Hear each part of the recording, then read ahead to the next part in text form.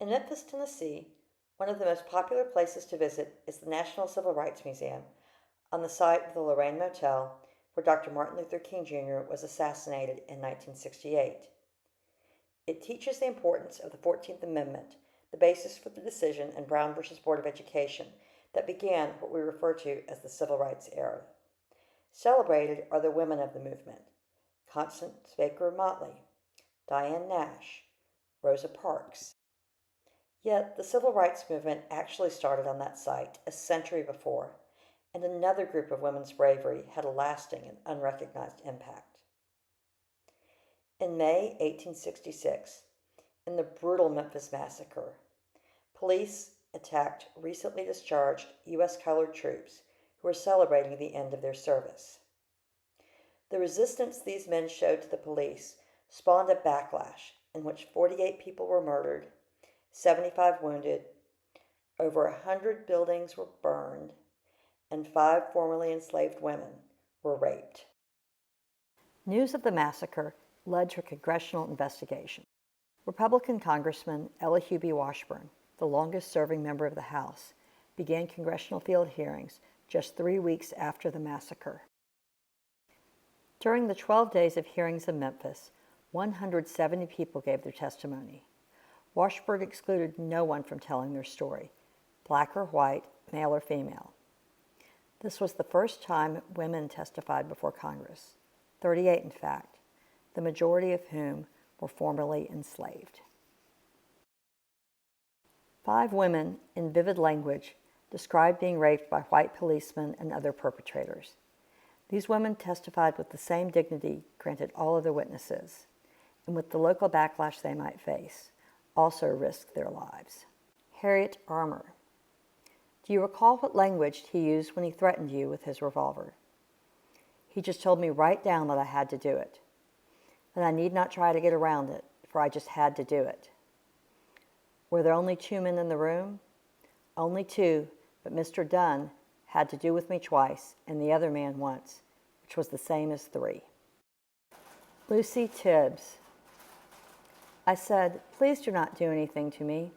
I am just here with 2 little children." Did they do anything to you? They done a very bad act. Did they ravish you? Yes, sir. I had just to give up to them. They said they would kill me if I did not. Frances Thompson. 7 men, 2 of whom were policemen, came to my house. They said they wanted some women to sleep with. I said we were not that sort of women and they must go. They said that didn't make a damn bit of difference. All 7 men violated us too. 4 of them had to do with me and the rest with Lucy.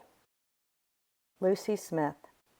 After the first man had connection with me, another got a hold of me and tried to violate me, but I was so bad he did not.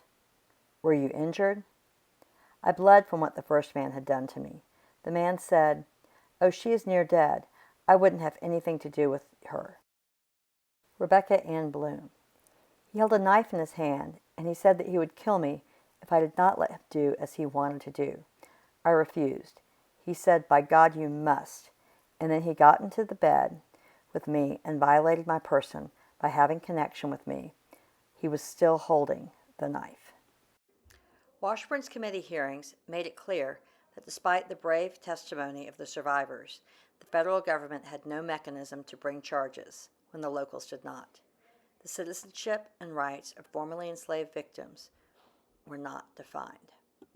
Less than 7 days after the hearings ended, the House passed the 14th Amendment, which stated that no state could deprive any person of life, liberty, or property without due process of the law, nor deny any person within its jurisdictions the equal protection of the laws.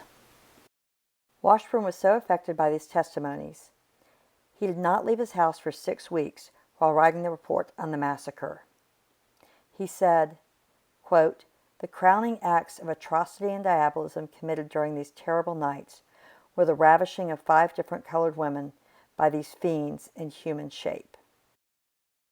2,000 copies of the report were printed, yet the story was lost to history. What if it had been told all these years, in museums, in history books, on the television. Would anything have been different? I'm not sure. What I do know is that their courage changed our Constitution. While we may never know their faces, we need to know their names and add them to the list of brave women of the Civil Rights Movement. Lucy Smith, Harriet Armour, Rebecca Ann Bloom, Lucy Tibbs, Frances Thompson.